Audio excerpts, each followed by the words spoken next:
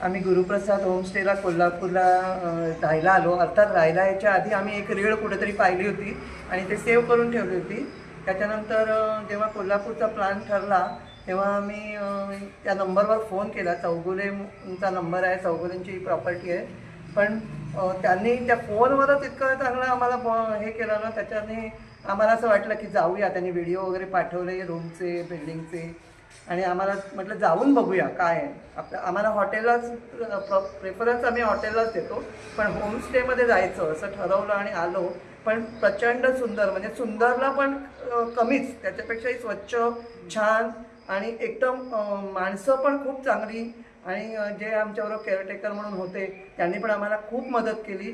आणि सगळ्या गोष्टी खूप सुंदर आहेत. तर कोणीही यायचा विचार असेल कोल्हापूरला तर इथला स्टे नक्की घ्यावा.